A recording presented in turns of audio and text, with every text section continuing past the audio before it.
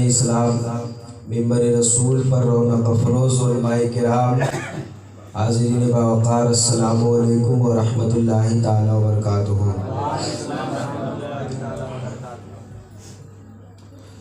نحمدہ ونصلی ونسلم علی رسولہ الکریم، اما بعد فاعوذ باللہ من الشیطان الرجیم، بسم اللہ الرحمن الرحیم۔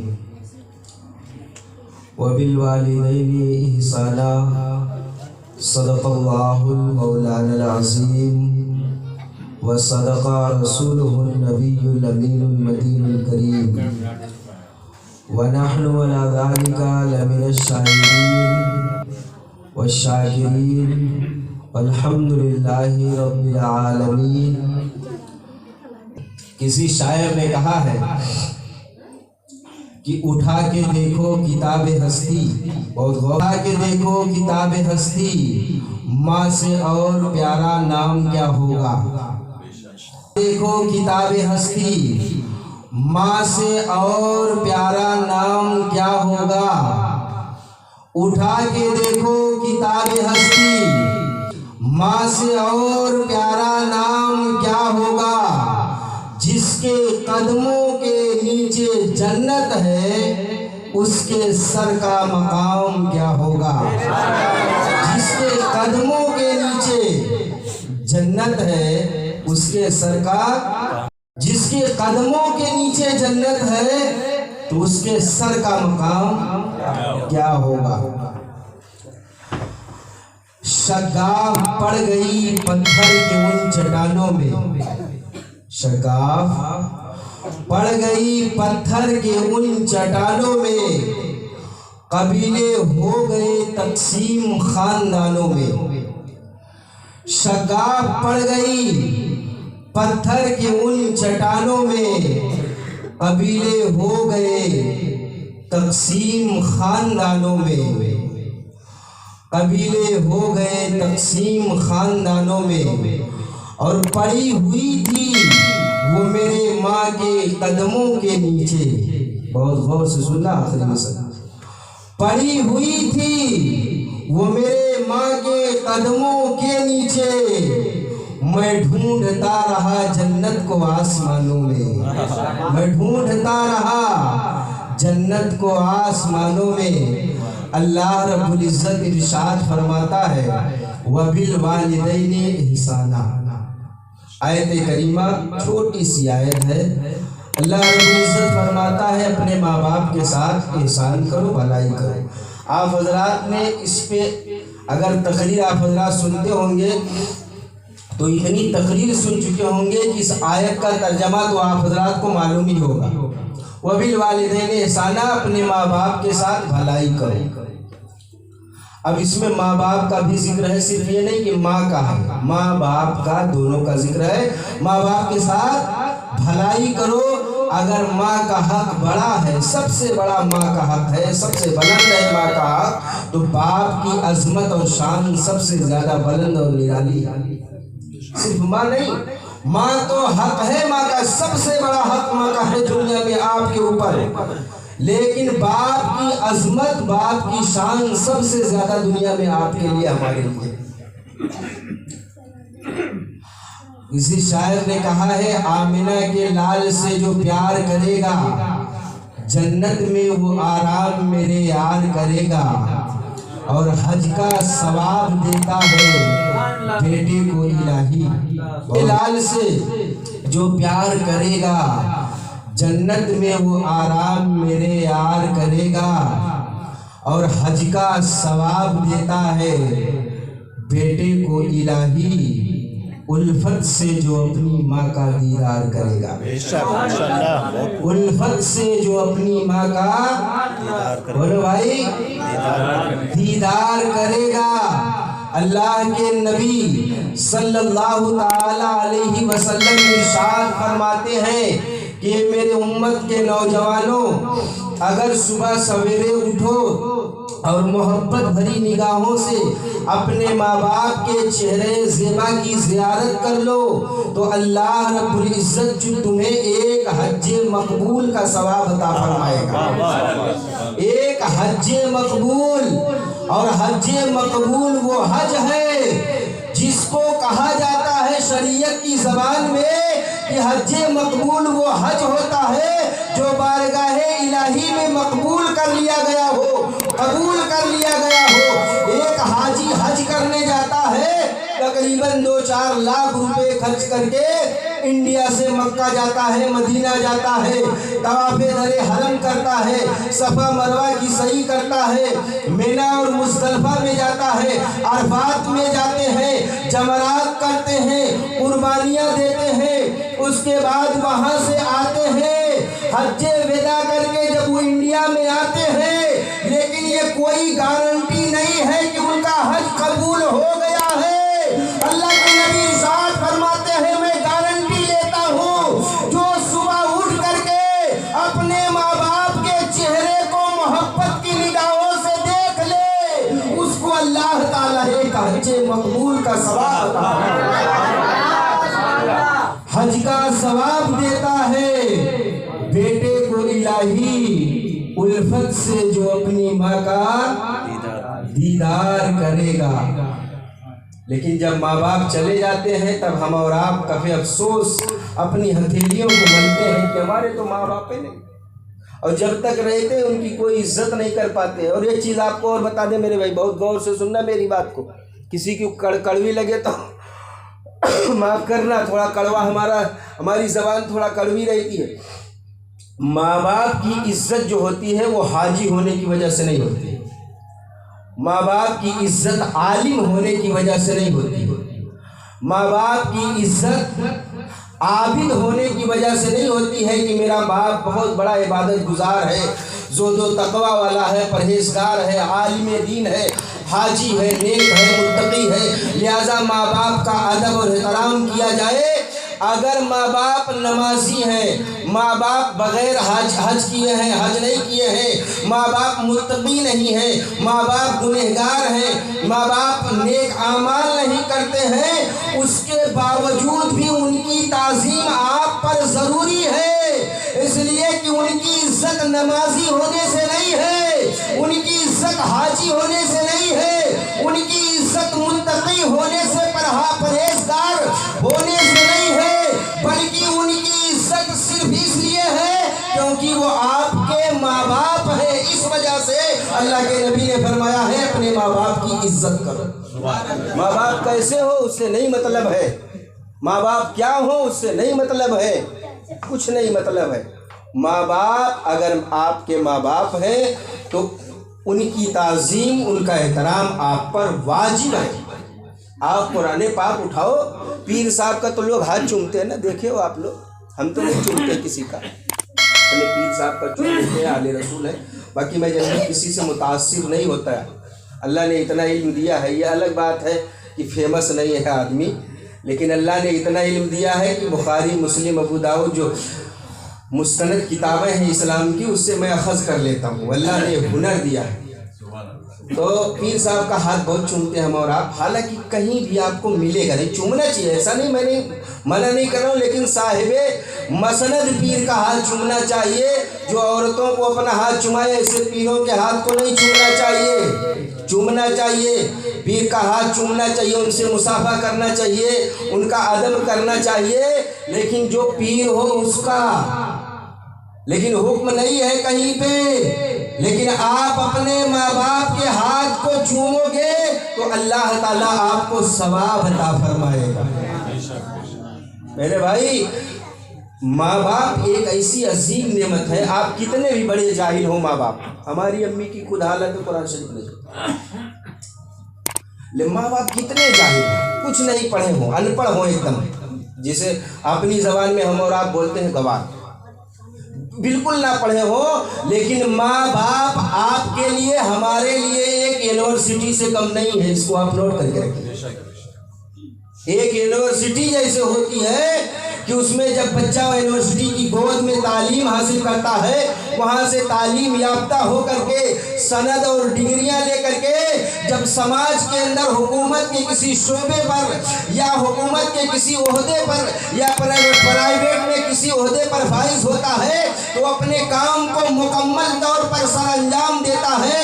اسی طرح ماں باپ کی گود کا پروردہ، ماں باپ کی پرستش کرتے اولاد جب سماج میں نکلتی ہے تو دنیا یہ کہتی ہوئی نظر آتی ہے کہ اے اللہ اے لوگوں دیکھو یہ فلاں کا لڑکا جا رہا ہے جس کے ماں باپ نے اس کی اچھی تربیت کی ہے، اچھی پرورش کی ہے، چاہے کتنے بھی بڑے جاہل ہوں ماں باپ۔ اس سے نہیں مطلب ہے اگر تعلیم تربیت اچھی کی ہے، اس لیے کہ انسان کی سب سے پہلی تعلیم اور درسگاہ مکتب ماں باپ کی گود ہوتی ہے۔ وہاں آپ ماں باپ کچھ نہیں کرتے ہیں، کچھ نہیں جانتے ہیں، آپ کوئی مسئلہ کوئی مشورہ آپ ان سے کرنے جائیں کہ اماں یہ کرنے جا رہے ہیں، ابو یہ کرنے جا رہے ہیں، کچھ نہیں ہے ان کے پاس، دولت نہیں ہے، کچھ نہیں ہے دینے کے لیے آپ کو، تو ضرور اتنی جب آپ مشورہ کرو گے تو ان کا دل باغ باغ ہو جائے گا، خوشیوں میں پھولے نہیں سمائیں گے کہ میرا بچہ مجھ سے مشورہ کرنے آیا۔ جیسے آپ مشورہ کر کے ہٹو گے، رائے لے کر کے ہٹے نہیں، آپ 2 قدم چلے ہو، ماں باپ کی دعا، ماں باپ کی لبوں سے، ماں باپ کی زبان سے یہ دعائیں نکلیں گی، اے میرے مولا میرا بچہ جس کام کے لیے جا رہا ہے اس کام میں کامیابی عطا فرما۔ اور تاریخ میں لکھا ہے، اللہ کے نبی ارشاد فرماتے ہیں جس کے لیے اس کے ماں باپ دعائیں کرے، پوری دنیا بد دعا کرے، اگر اس کے لیے اس کے ماں باپ دعا کر رہے ہیں تو اللہ تعالیٰ اس کے حق میں ماں باپ کی دعاؤں کو قبول فرمائے گا، دنیا والوں کی دعائیں رد کر دی جائیں گی۔ یہ ماں باپ ہیں۔ ہم اور آپ کب سمجھتے ہیں؟ جب وہ قبر میں پہنچ جاتے ہیں تب ہم کو سمجھ میں آتا ہے کہ ماں باپ کیا ہے۔ اللہ کے نبی صلی اللہ تعالیٰ علیہ وسلم ارشاد فرماتے ہیں جس کے ماں باپ ناراض ہوتے ہیں اس کی کوئی عبادت قبول نہیں کی جاتی۔ اب آپ سوچو، ہم اور آپ غور کریں، ہم نماز پڑھیں، روزہ رکھیں، حج کریں، حاجی بنے، نمازی بنے، متقی بنے، پرہیزگار بنے، خدائی قرآن بنے، قرآن کی تلاوت کرتے رہیں، صوم و صلاۃ کے پابند رہیں، لیکن اگر ماں باپ ناراض ہیں تو کوئی بھی عبادت قبول نہیں ہوگی۔ جتنی بھی عبادتیں ہم نے ماں باپ کی ناراضگی کے دوران کیا ہے، تمام عبادتیں آسمان اور زمین کے درمیان معلق ہو جائیں گی، لٹکا دی جائیں گی، اس وقت تک رب کی بارگاہ میں مقبول نہیں ہوگی جب تک ہم اور آپ اپنے ماں باپ کو راضی نہیں کر لیتے ہیں۔ جب آپ راضی کر لو گے تو وہ معلقہ عبادتیں رب کی بارگاہ میں پہنچ جائیں گی، اگر خلوص ہوگا تو اللہ تعالیٰ قبول فرما لے گا۔ یہ ماں باپ ہیں، یہ ہے ماں باپ، لیکن آج ہمارا معاشرہ بہت خراب ہے۔ اللہ کے نبی ارشاد فرماتے ہیں، بہت غور سے سنیں، حدیث پاک میں ہے، اللہ کے رسول صلی اللہ تعالیٰ علیہ وسلم ارشاد فرماتے ہیں کہ جس کے گھر میں ماں باپ خوشحال رہتے ہیں۔ بعض لوگوں کو دیکھا ہوگا آپ نے، گھر بہت اچھا بنا ہے، سب کچھ اچھا ہے، لیکن گھر میں پریشانی ہمیشہ رہتی ہے، لوگ پریشان رہتے ہیں، کیوں جانتے ہیں؟ کیونکہ ان کے گھروں میں ماں باپ خوشحال نہیں رہتے۔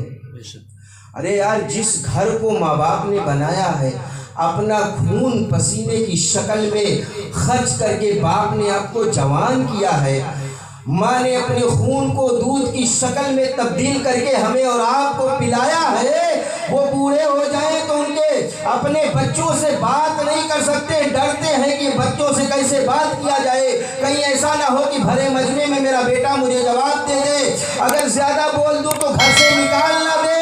بتاؤ اس گھر میں خوشحالی کیسے آئے گی جس گھر کے ماں باپ اس گھر میں بیٹھ کر کے آنسو گراتے ہیں؟ آپ سوچو، ذرا غور کرو۔ میرے آقا اپنی ماں کی اتنی عزت فرماتے تھے، آپ کو تو حقیقی ماں ملاقات نہیں ہوئی، آپ کی 6 سال تھی، آپ کی عمر پاک 6 سال تھی، آپ کی والدہ محترمہ انتقال کر گئی، حضرت بی بی آمنہ رضی اللہ تعالیٰ عنہ، آپ کی 6 سال عمر پاک تھی، انتقال کر گئی۔ آپ کی ایک ماں تھی جن کو ہم اور آپ حضرت حلیمہ سعدیہ کہتے ہیں، سنے ہیں کہ نہیں سنے آپ حضرات؟ سنے ہوں گے۔ آپ حضرات جانتے ہو وہ ماں ایسی ماں ہے جنہوں نے صرف بچپن میں دودھ پلایا ہے، باقی حضرت آمنہ رضی اللہ تعالیٰ عنہا میرے سرکار کی حقیقی ماں ہے، جنہوں نے 9 مہینے اپنے بطن مبارک میں سرکار کو رکھا، 6 سال پالا پوسا بڑا کیا، 6 سال۔ اب آپ سوچو حضرت حلیمہ سعدیہ صرف میرے سرکار کو 2 سال دودھ پلائی تھی۔ جب نبی اللہ کے نبی صلی اللہ علیہ وسلم کی بارگاہ میں ایک مرتبہ حضرت حلیمہ سعدیہ آتی ہیں، بہت غور سے سنیں میری بات کو، جب آتی ہیں تو میرے آقا جو کملی والی چادر ہے، ابھی آپ نے سنا ہوگا شعر میں، کملی والی چادر جو میرے آقا اپنے جسم اطہر پر چادر تطہیر رکھتے تھے، اس کو آپ نے بچھا دیا، چادر بچھا دیا۔ مسجد نبوی کے اندر میرے آقا نے اپنی چادر کو بچھایا۔ حضرت حلیمہ سعدیہ آتی ہیں، میرے آقا اپنی چادر پر ان کو بٹھاتے ہیں۔ آپ سوچو دونوں عالم کا تاجدار، افضل البشر، اللہ نے دنیا میں سب سے زیادہ حسین، خوبصورت، سب سے زیادہ افضل ترین اگر کسی انسان کو بنایا ہے تو وہ میرا نبی ہے۔ اس سے زیادہ افضل دنیا میں کسی کو اللہ نے بنایا نہیں ہے۔ دنیا کا سب سے بڑا تاجدار اپنی ماں کی تعظیم کے لیے اپنی چادر کو بچھا دیا۔ حضرت حلیمہ بیٹھ جاتی ہیں، میرے آقا سے گفتگو کرتی ہیں کچھ دیر، اور گفتگو کرنے کے بعد حضرت حلیمہ چلی جاتی ہے۔ حضرت حلیمہ سعدیہ چلی گئی، صحابہ حیران ہیں، یا اللہ یہ ماجرا کیا ہے؟ یہ کون خوش نصیب خاتون ہے جس کی تعظیم کے لیے، جس کی تکریم کے لیے، جس کی عزت افزائی کے لیے میرے سرکار نے اپنی چادر کو بچھا دیا، میرے سرکار نے اپنی چادر مبارک کو بچھا دیا۔ جب حضرت حلیمہ سعدیہ چلی جاتی ہیں، صحابہ عرض کرتے ہیں یا رسول اللہ یہ کون سی خوش نصیب عورت ہے جس کی تعظیم کے لیے، جس کے استقبال کے لیے آپ نے اپنی چادر کو بچھا دیا؟ میرے آقا نے ارشاد فرمایا، اے میرے ملت کے نوجوانوں جو اپنی جوانیوں پر فخر کر کے اپنے ماں باپ کو گھروں سے نکال رہے ہیں، اپنے ماں باپ کو تانا دے رہے ہیں، غور سے سننا، میرے آقا ارشاد فرماتے ہیں، اے میرے صحابہ یہ میری ماں حلیمہ سعدیہ ہے جنہوں نے مجھے بچپن میں 2 سال تک دودھ پلایا تھا۔ سرکار نے حضرت حلیمہ سعدیہ کی تعظیم کر کے آنے والی امت کو یہ پیغام دے دیا کہ جب مصطفیٰ جان رحمت اپنی صرف دودھ پلانے والی ماں، منہ بولی ماں کی اتنی تعظیم کرتے ہیں تو آپ اندازہ نہیں لگا سکتے ہو کہ میرے سرکار اپنی حقیقی ماں کی کتنی تعظیم کرتے ہو، اندازہ نہیں لگا سکتے ہم اور آپ۔ لیکن آج ہماری قوم بد سے بدتر ہوتی جا رہی، اور افسوس ہوتا ہے، میں تو ایسے لوگوں کو دیکھا ہوں، میں مولانا ہوں، لوگوں کے گھر جاتا ہوں، دیکھتا ہوں، میں ایسے لوگوں کو دیکھا ہوں جن کے 4 بچے، 4 بچے۔ قیامت آ جائے گی ایسے لوگوں پر میرے بھائی، اسی لیے بھاگتے رہتے ہیں گاڑی لے کر کے، تعویذ بنواؤ، یہ کرو وہ کرو۔ 4 بچے ہیں، 4 بہویں موجود ہیں گھر میں، لیکن ماں باپ اکیلے کھانا بنا رہے ہیں۔ بڑھاپے کا عالم یہ ہے کہ ہاتھوں میں طاقت نہیں ہے، چہروں پر جھریاں پڑ گئی ہیں، آنکھوں کی روشنی کمزور ہو گئی ہے، جسم کمزور ہو گیا، لیکن الگ کمرے میں بیٹھ کر کے کھانا بنا رہی ہے۔ وہ بوڑھی اماں کھانا بنا رہی ہے، ان کے شوہر بیٹھ کر کے دونوں آدمی ساتھ میں کھا رہے۔ 4 نوجوان بیٹے موجود ہیں، وہ نوجوان موجود ہیں، 35 سال کے وہ نوجوان جن کے لیے ماں باپ نے اپنے پسینے کو خون کی شکل میں، اپنے خون کو پسینے کی شکل میں بہا کر کے، اپنا دودھ، اپنا خون دودھ کی شکل میں پلا کر کے ان کو جوان کیا، اور آج وہ جب جوان ہو گئے تو ماں باپ کو الگ کر دیے۔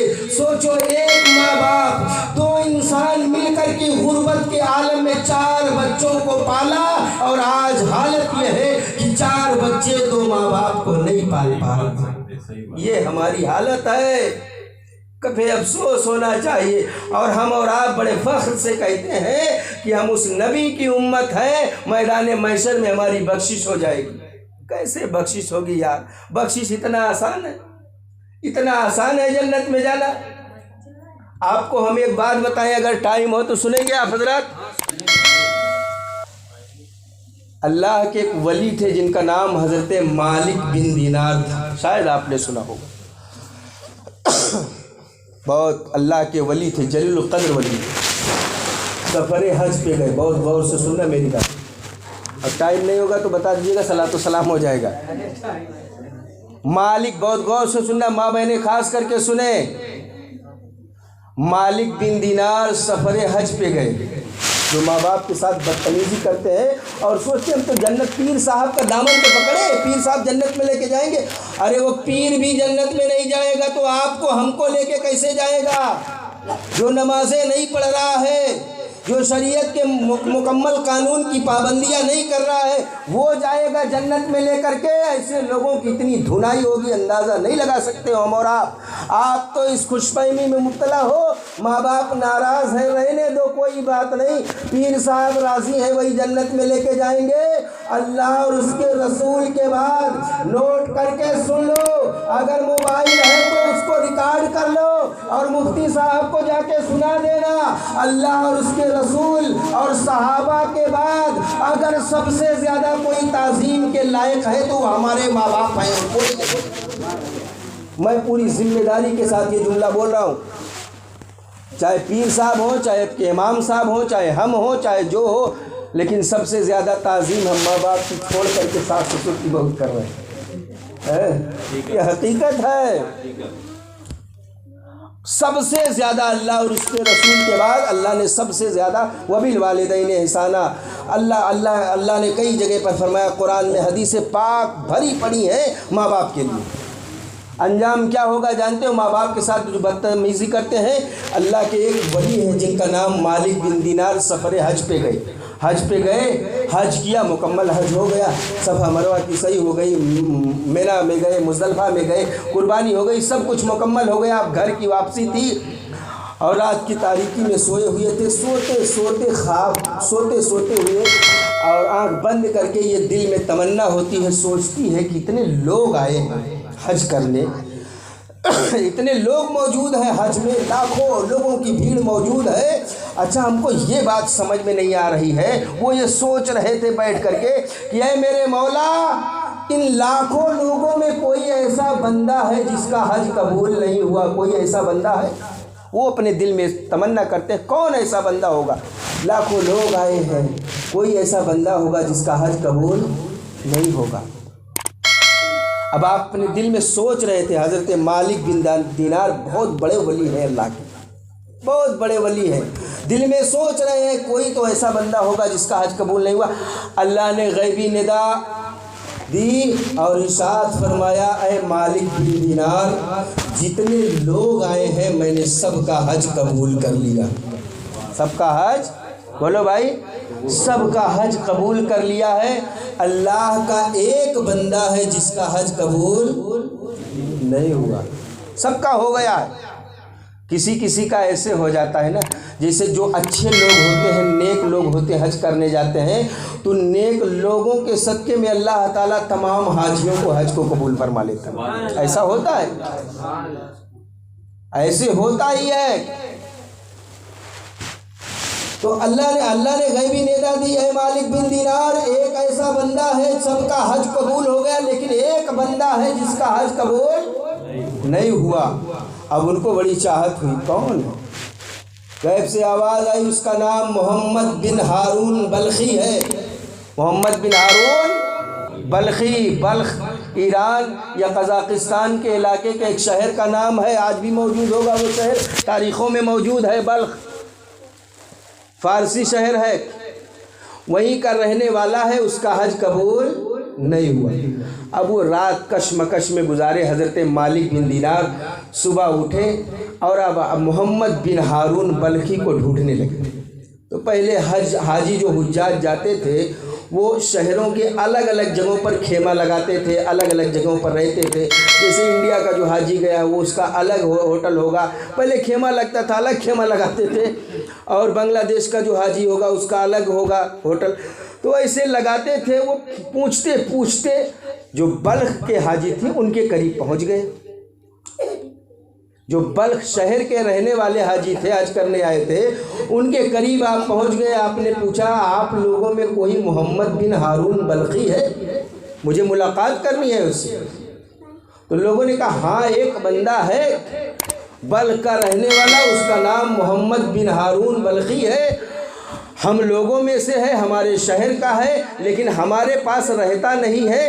ہم لوگ جہاں خیمہ لگائے ہیں اسی پہاڑی کے جسٹ پیچھے وہ خیمہ لگا کر کے آرام کر رہا ہے، اپنے خیمہ لگائے ہوئے ہے، وہیں پہ موجود ہے. اکیلا رہتا ہے، تن و تنہا رہتا ہے، اللہ کی عبادت کرتا ہے، ریاضت کرتا ہے، روزہ رکھتا ہے دنوں میں اور راتوں میں قیام اللیل کرتا ہے، اللہ کی عبادت کرتا ہے. بہت نیک بندہ ہے وہ، اللہ کا بہت نیک بندہ ہے. وہ ہمیشہ تنہائیوں میں رہتا ہے، اللہ کی عبادت کرتا رہتا ہے، روتا رہتا ہے اور پورے مہینے روزہ رکھتا رہتا ہے. وہ بغل میں پہاڑی کے اس پار موجود ہے، جاؤ ملاقات کر لو. حضرت مالک بن دینار اور چوک گئے. بھائی چوکنے والی بات ہے کہ اتنا نیک بندہ روزہ بھی رکھتا ہے، نماز بھی پڑھتا ہے، حج بھی کر رہا ہے، زکوٰۃ بھی دے رہا ہے اور متقی بھی ہے، پرہیزگار بھی ہے، لیکن اس کے باوجود بھی اس کا حج قبول نہیں ہو رہا. اب اور چونکنے والی بات، اتنا نیک بندہ. اس کے بعد حضرت مالک بن دینار جب اس کے خیمے کے قریب جاتے ہیں، اندر آواز دیتے ہیں محمد بن ہارون بلخی موجود ہو؟ تو اس نے کہا ہاں موجود ہے، آئیے آئیے. آپ کو بٹھایا اس نے، محمد بن ہارون جس کا نام تھا. آپ بیٹھے، بیٹھ کر کے کچھ دیر بات چیت کی. اس نے آپ کا نام پوچھا تو آپ نے بتایا میرا نام مالک بن دینار ہے. تمہارا نام کیا ہے؟ اس نے بتایا محمد بن ہارون بلخی ہے. تو اس نے کہا گھبراؤ نہیں، میں سمجھ گیا ہوں تم کس لیے آئے ہو. محمد بن ہارون بلخی نے کہا میں سمجھ گیا تم کس لیے آئے ہو.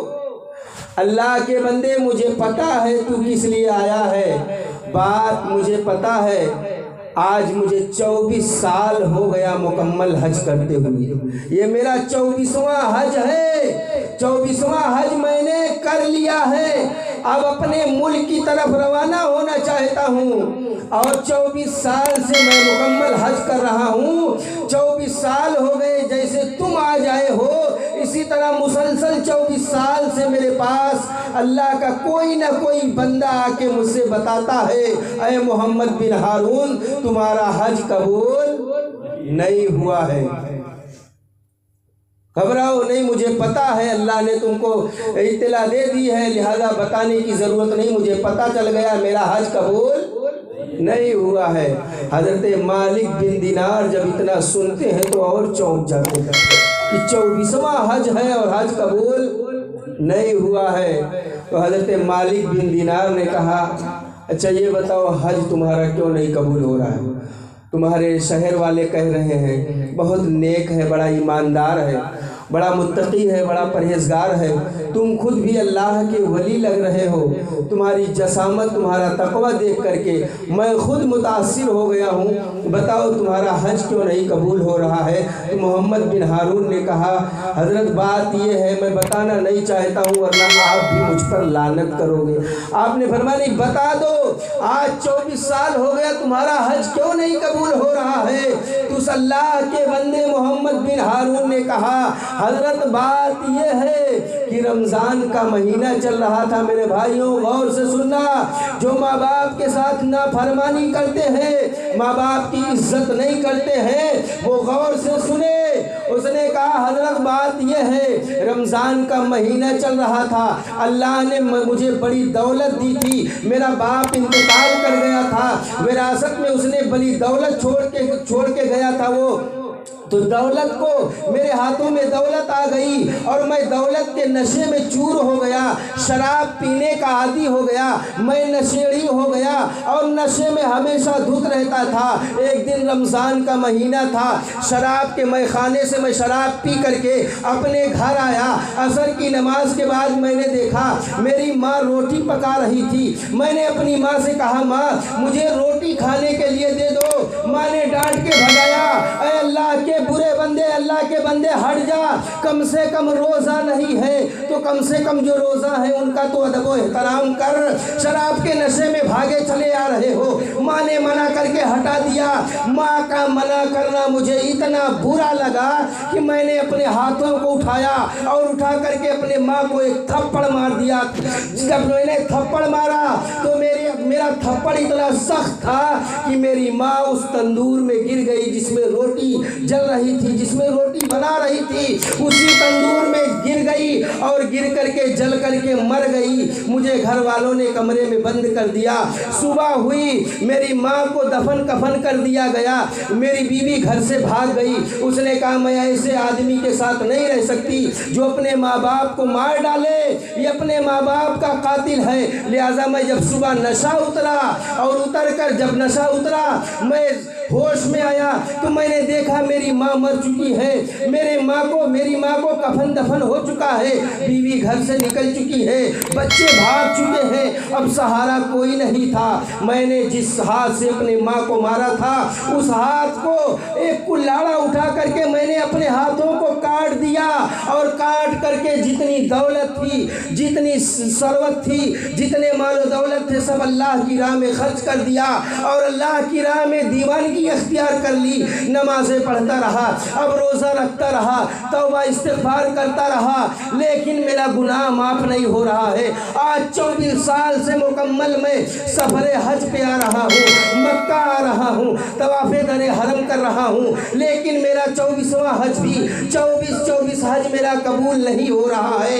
لہذا گھبراؤ نہیں، اللہ نے میرے گناہ کو معاف نہیں کیا ہے۔ آپ بھی سن لیے، آپ چلے جاؤ۔ حضرت مالک بن دینار جب اتنا سنتے ہیں آپ اپنے ہاتھوں سے اس کو ایک تھپڑ مارتے ہیں اور ارشاد فرماتے ہیں جو ماں باپ کا قاتل ہوتا ہے اللہ تعالیٰ اس کے گناہوں کو معاف نہیں فرماتا ہے۔ آپ بھی واپس آ جاتے ہیں، اپنے خیمے میں آرام فرماتے ہیں۔ رات میں جب نیند آتی ہے اللہ کے نبی آتے ہیں، ارشاد فرماتے ہیں اے مالک بن دینار تو نے میرے ایک امتی کو کیوں ٹھیس پہنچایا، کیوں اس کی بخشش نہیں ہوگی؟ حضرت مالک بن دینار کہتے ہیں یا رسول اللہ اس نے اپنے ماں کو تکلیف پہنچایا ہے، کیسے اس کی مغفرت ہوگی؟ تو اللہ کے نبی ارشاد فرماتے ہیں اے مالک بن دینار جب کل میدان محشر قائم ہوگا، نفسی نفسی کا عالم ہوگا اور ماں اللہ رب العزت کی بارگاہ میں مقدمہ قائم کرے گی، اس کی ماں کہے گی میرے مولا اس نے مجھے مارا تھا، میری جان لی تھی نہ حق، لہذا اس کو جہنم میں ڈال دے۔ اللہ عدالت سے فیصلہ فرمائے گا اے میرے فرشتوں اس کو لے جاؤ جہنم میں ڈال دو۔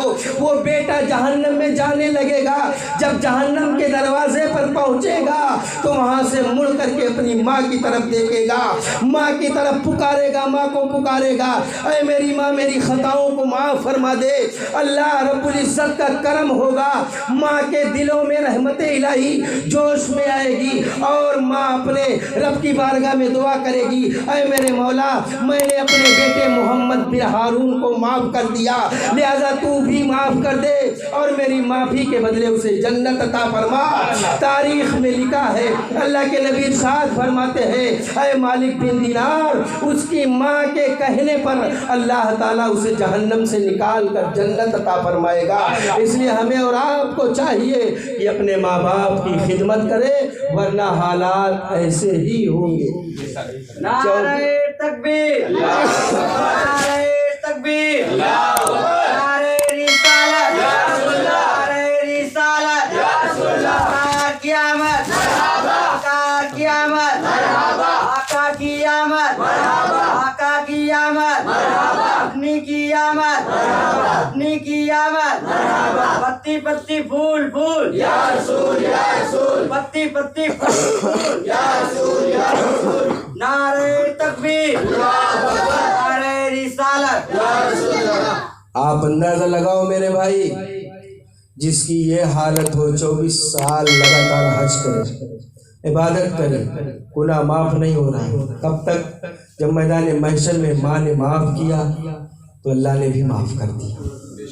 آپ اندازہ لگاؤ، سوچو، غور کرو، یہ حالت ہمارے اور آپ کے ساتھ بھی آ سکتی ہے۔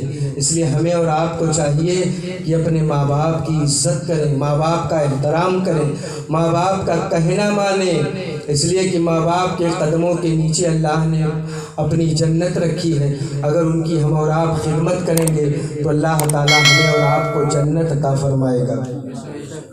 دنیا میں جتنے بھی لوگ ہیں ہم سے آپ سے جڑے ہوئے ہیں، سبھی لوگ کسی نہ کسی فائدے سے جڑے ہیں، یہ حقیقت ہے۔ دنیا میں دو ایسی شخصیت ہیں جو بغیر فائدے کے اپنے بچوں سے محبت کرتے ہیں، وہ ہے ماں اور باپ۔ دو ہی بندے ہیں جو بغیر کسی فائدے کے اپنے بچوں سے پیار کرتے ہیں، محبت کرتے ہیں۔ باقی دنیا کی جتنی رشتہ داریاں ہیں سب اپنے فائدے کے لیے ایک دوسرے سے جڑے ہیں۔ ہمیں اور آپ کو چاہیے کہ ماں باپ کی عزت کریں، ماں باپ کا احترام کریں، ماں باپ کا کہنا مانیں۔ اٹھا کے دیکھو کتاب ہستی، ماں سے اور پیارا نام کیا ہوگا؟ جس کے قدموں کے نیچے جنت ہو اس کے سر کا مقام کیا ہوگا؟ ہمیں اور آپ کو اپنے ماں باپ کی عزت کرنی ہے، ماں باپ کا احترام کرنا ہے، اور ماں باپ کی نافرمانی کبھی مت کرنا، ورنہ اللہ رب العزت کا عذاب سخت آئے گا، اور اتنا سخت آئے گا کہ ہم اور آپ اس کو برداشت نہیں کر پائیں گے۔ جب ماں باپ انتقال کر جاتے ہیں، آپ نے اپنی سماج کے اندر دیکھا ہوگا، جب ماں باپ انتقال کر جاتے ہیں تو بچوں کی پیروں میں جنبش آ جاتے ہیں، لڑکھڑاہٹ ہو جاتی ہے، راستے پہ چل نہیں پاتے ہیں، ذمہ داریاں اتنی بڑھ جاتی ہیں کہ اس کو پورا نہیں کر پاتے ہیں۔ اس لیے ہمیں اور آپ کو چاہیے کہ اپنے ماں باپ کی عزت کریں، ماں کے حقوق کو ادا کریں، اور پورا حق کو کوئی نہیں ادا کر پائے گا۔ ایک صحابی رسول تھے، 7 مرتبہ حج کرائے اپنے ماں باپ کو، اور نبی کی بارگاہ میں آئے، عرض کی یا رسول اللہ میں نے اپنے ماں باپ کا حق ادا کر دیا۔ سن رہے ہیں آپ؟ 7 مرتبہ کندھے پہ بٹھا کے حج کرائے، کہ یا رسول اللہ میں نے اپنے ماں باپ کا حق ادا کر دیا۔ اللہ کے نبی نے ارشاد فرمایا نہیں۔ کتنی مرتبہ؟ 7 مرتبہ حج کرایا۔ کہاں بٹھا کے؟ کندھے پہ۔ اللہ کے نبی کی بارگاہ میں دستے سوال دراز کیا، یا رسول اللہ حق ادا ہو گیا مگر؟ آپ نے پھر بہت غور سے سننا میری بات کو، آپ نے فرمایا اللہ کے بندے تو حقوق والدین ادا کرنے کی بات کرتا ہے، ارے ابھی تو اس دن کا بھی حق نہیں ادا کر پایا، اس درد کا بھی حق نہیں ادا کر پایا جس وقت تو پیدا ہو رہا تھا، تیری پیدائش کے وقت جو تمہاری ماں کو سب سے پہلا جھٹکا لگا تھا اس کا بھی حق ادا نہیں کر پایا۔ وہ حق ماں باپ کی بات کرتا ہے، تو ماں باپ کے حقوق اتنے بلند ہیں، ماں باپ کے حق کو ادا نہیں کیا جا سکتا۔ ہمیں اور آپ کو چاہیے کہ ماں باپ کی عزت کرتے رہیں، احترام کرتے رہیں، ان کا ادب کرتے رہیں، اپنے معاشرے میں سب دیکھیں اور بچوں کو بتائیں۔ جب ہم اور آپ کریں گے تو ہمارے بچے ہماری کریں گے، اور ان کے بچے ان کے، اسے نسل بعد نسل ایک طریقہ بنتا جائے گا، اور اس طریقے اور طریقے پر ہم اور آپ عمل کریں گے، انشاءاللہ یہاں بھی کامیاب ہوں گے، آخرت میں بھی کامیاب ہوں گے۔ شرگاہ پڑ گئے پتھر کے ان چٹانوں میں، قبیلے ہو گئے تقسیم خاندانوں میں، پڑی ہوئی تھی وہ میرے ماں کے قدموں کے نیچے، جنت کو میں ڈھونڈتا رہا آسمانوں میں۔ اللہ رب العزت کی بارگاہ میں دعا ہے کہ مولا تعالی ہم سب کو ماں باپ کی عزت کرنے کی توفیق عطا فرمائے، ماں باپ سے محبت کرنے کی توفیق عطا فرمائے، ماں باپ سے عقیدت رکھنے کی توفیق عطا فرمائے، اس محفل نور کو اپنی بارگاہ میں قبول فرمائے۔ حاضرین، سامعین، سامعات جتنے بھی حاضرین ہیں، مولا سب کی حاضری کو قبول فرمائے، میدان محشر میں پیارے آقا کی شفاعت نصیب فرمائے، ہم سب کے گناہوں کو معاف فرمائے۔ جو کچھ بھی میں نے بولا ہے اس پر سب سے پہلے ہمیں عمل کرنے کی توفیق عطا فرمائے۔ جتنے بھی حاضرین، حاضرات، سامعین، سامعات ہیں، سب کو عمل کرنے کی توفیق عطا فرمائے۔ جو کچھ بھی میں نے بولا ہے اس میں اگر کوئی خامی ہو، کوئی غلطی ہو، تمام حاضرین کو گواہ